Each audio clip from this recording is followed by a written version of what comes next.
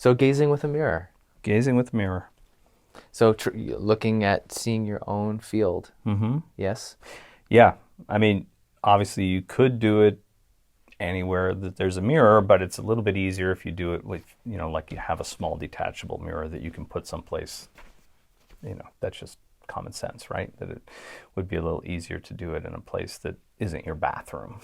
How you gonna be comfortable and set it up there? It's already sort of an area where you're doing other things in the mirror, so it's gonna sort of, it's cross purposes to what you're trying to do. So it doesn't have to be huge though. You just need to be able to see your whole face. Usually I think head and shoulders would be ideal, and so position yourself close enough, where you can get that view, but it doesn't have to be, you don't have to be across the room, shouldn't be that far away, and you don't have to be right on top of it either. If you were doing this same exercise with another person, then you'd want to be close enough. You'd want to be on the same level, eyes on the same level. So if somebody's taller, or if we were doing it, I'd have to probably put a pillow under my ass to kind of get me in line with your eyes, right? So it's like the same idea. So you want to sort of be looking straight across at somebody. You don't want to be looking down, and you don't want to be looking up at them either. You need to keep your neck straight, your back straight, neck straight, right? So, so that level. And the same thing with a mirror. Prop it up on something. Get a bunch of books and prop it up if you need to. But you want to sort of look at it straight on, so that you're not, having to adjust your neck all the time. So distance-wise. Distance-wise, like if I were doing it with a person, it would be, if my palm could touch their nose, then that's good. That's how close you want to be if you were doing this with another person. So, in the mirror, maybe just slightly longer than that, but not much more than that. So, in thinking that way, now you can pick a mirror that's going to be adequate for that. If it's one of these little handheld mirrors, probably not going to be good enough. But if you get just, there are these ones that are just sort of like shape-wise or whatever, it's enough to kind of cover that territory and be pretty close to you. Right. So now when you're saying distance-wise, like you're putting your hand up, you could touch their nose is ideal if you're working with another person.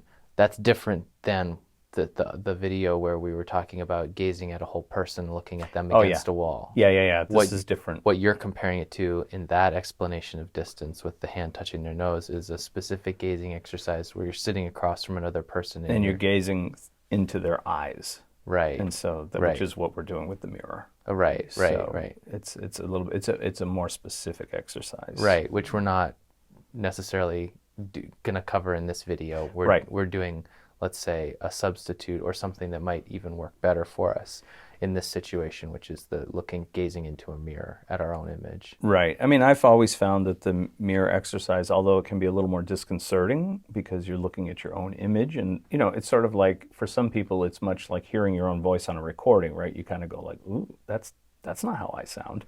It almost doesn't sound like you, or you don't like it, So gazing at your own image, not doing your hair, brushing your teeth is different. When you're really focused in on your eyes, that's an intimacy that we don't always have with ourselves, right? And so I find that it can sort of spark that discomfort even more so than looking at another person. Because it's like, oh yeah, it's not like you're doing it with a stranger, right? It's like, oh yeah, there's my friend. And it's like, okay, we're going to do this. And even though it's kind of, funny or however weird, it's like we're both going to do this and we're going to get something out of it, So, and we'll have an experience anyway, that kind of thing. So with the mirror, because you're the only one in the room, obviously, then it just, again, there's that slight bit of discomfort of gazing into your own eyes when you're doing this, and again going through but this technique is the same, right? I set it up and I've got it all in the place where I need to be, back is straight, shoulders relaxed, everything good, neck is straight, going through my body relaxation. And you can do eyes closed when you're doing that. It's like even connecting, doing the connection, like the wind breathing and all of that, and connecting with the third eye, then opening my eyes and going into my gazing. So I'm gazing of the whole territory, but the mirror is centered, and even more so my image in the mirror. And I'm, using a focal point of gazing into, my own eyes when I'm looking into the mirror. And so there are variations in the technique that I've heard over the years. Some people will say left eye to left eye. Some people will say right eye to right eye. Some people say both eyes. Some people say don't look at the eyes, look at the third eye. It's like they're all little slight, sort of variations on the same muscle, if you will. So, and by all means, experiment. Try and do that and see if you get more play out of one than another, and go with the one that you're getting the most experience with. But you should be able to do all of those. And I've never found that, concentrating on the third eye area really brought much of anything other than sort of a neutrality. But there are slight differences looking left eye to left eye, or looking at, right eye to right eye, and looking at both eyes. And so I just feel like start with the general. It's like both eyes to both eyes, right? So you're just looking in the eyes, and again, within that gazing, you're not trying to like burrow in and focus on that. It's just like your center point of focus. That's all. And what kinds of things should we look for with this that might be different than, some of the other things like plants and animals? And So again, there are some phenomena that come up with it. You may see some changes in light within the screen of the mirror, let's say, around your own image, but it could also be within your image itself. The light. Working with a mirror is kind of a strange thing. It has. We think of mirrors as being sort of portals into other dimensions in a way, just because of their reflective quality and other things, but. So when we do that, again, if we're not distracted by fixing our hair, brushing our teeth, whatever, but we're just engaging the image in the mirror, then it entrains you differently. It makes your frequency change in a way that will sort of the perceptions that you have coming from the mirror will be different than one-to-one live. Okay, because it is just a reflection, so it's not the whole you that's looking back at you. So, but when I do that gazing, you may see that as you get into the two-dimensional phase, or that first stage, right? It's you may see that there's some shifting in the features, or it seems like there is. If you focus on that, it'll just disappear, obviously, right? So it's all about sort of staying in that zone, right? And but you'll see some shifts, and some of them will sort of stay and freeze there for a second, and then they'll start to morph again, and different configurations and whatever. And some will be, they'll all be interesting. Okay, it's not going to be like, oh, they're all beautiful, they're all ugly, they're all this, they're all that. It's just they vary and change and shift, and so. But that in itself can be distracting. So again, it's a great exercise for being able to hold your gazing and go through that stage. Again, are you noticing any aspects of light that's coming through? It could be, again, sort of a fogginess that's around that area that's coming out, something that's a little bit more opaque, glow in different areas, different colors, those types of things. So the longer you hold that scene, the more you're going to get out of it. So, but don't force it to the point where you have a headache or eye strain or those types of things, right? Other variations on it, some people will say don't blink. I've never been a big fan of that. There is a Indian tradition, a Vedic tradition, where it's like they say, doing the exercise with another person or in a mirror and not blinking at all, and that the tears that happen from that is a purging in a way, sort of like an energetic purging. And so, and at a certain point, the tears stop. So, and I always thought, but what about physically, like drying out your eyes, or, you blink for a reason, and those types of things. I've tried it a few times. I never really found that I got a lot out of it, but that's just me, and maybe I'm missing something because I don't know that tradition as well, but it is something that's there. So if somebody says they do it that way, then, obviously if you're getting something out of it, continue. If you're not, try it the other way. But you learn how to blink through those things after a while, because sometimes you're seeing for a number of minutes. You don't want to be there doing that where you're not blinking. Again, it's like first, it's the odd factor, right? If you're just like staring at somebody non-blinking, that's a little on the weird side.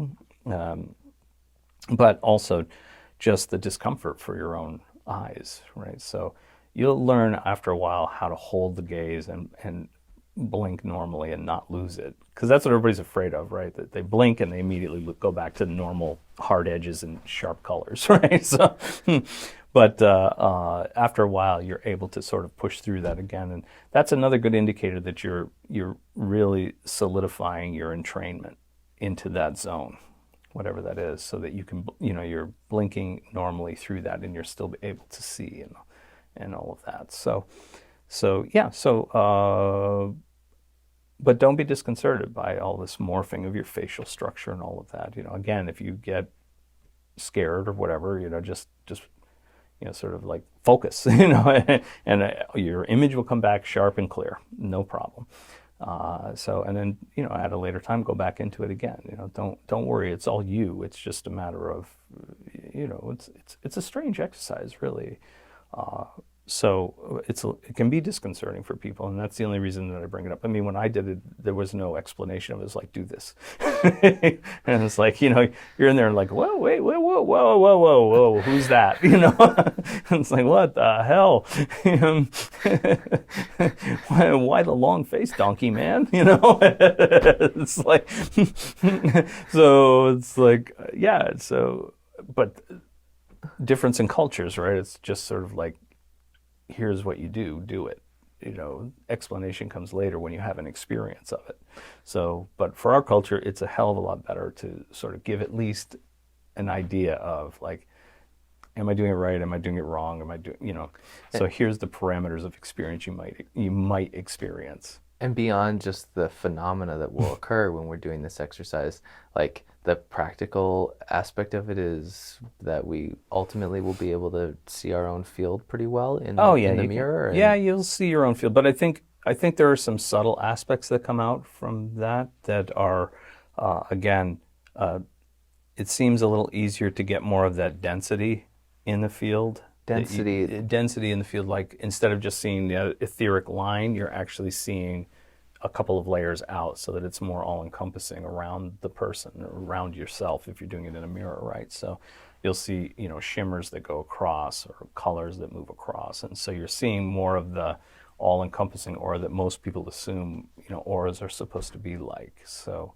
and they are. It's just, that's what they're, when they only see the line, they're like, that's it. I'm like, well, that's what you're seeing, but that's not it. But it takes a while to sort of move into that, to get that whole view of, that three-dimensionality of the field itself.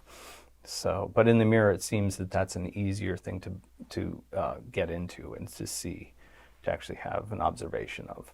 So again, so now you're confirming with your subconscious again, right? And then when you come out to do it with a real person or a plant or whatever it is, you'll have that idea in your mind, like, oh yeah, I wonder if it's possible for me to get that with this. And so you're posing the question, which the subconscious wants to answer. It loves it when love hate. It hates not answering you. So it's really pressed to answer any question you actually pose to it. So it's one of those tricks that we use all the time. Well, just a little side note, it's like, ask yourself an open-ended question and then just let it go, and see if the subconscious will be in there going crazy trying to answer those things. So it's the same thing. So, wow, I wonder if I can see that that field the way that I saw it in the mirror. I wonder if I could see that around, this person or, plant or whatever it is. And so it's like, oh yeah, let me adjust that dial for you, and then you're engaging it again, sort of coaching on what it is that you want to see more of. And are there any other phenomena that will come up that will know, yes, that's something that I'm looking for. Yes, that's what I'm looking for. I mean, we do a lot of work with mirrors and other work. So, but as far as training, seeing, I'd say that that's pretty much the parameter that I'm looking for in that case. You know, that to experience that and be comfortable being uncomfortable, always a key thing, and being able to hold that, you know, your gazing and your that field of view while you're uncomfortable, right? It's not distracting you back. I think that's what most people will find. If there's a difficulty in this exercise, it's that, you know, the strangeness of it will have the tendency to make you tense up, and that will snap you back into, you know, the normal view. Oh, there's the hard edge of the mirror. There's the difference between the frame and the glass of the mirror. There's my image very sharply, like I'm brushing my teeth or whatever it is. So, you know, and so using it as an exercise to be able to go through those things over and over again and extend the time, and then just sort of like, oh yeah, there's that, and you let it go. I mean, I can't overstate how important that is for not just seeing, but for all of their sort of esoteric works, to be able to acknowledge phenomena without engaging it and let it go, and move on toward, you know, what it is that you're trying to achieve. You know, it's really it's a crucial aspect of the work, no matter what you're doing. So, and this is a great exercise for that. Cool. Thanks, man. No problem.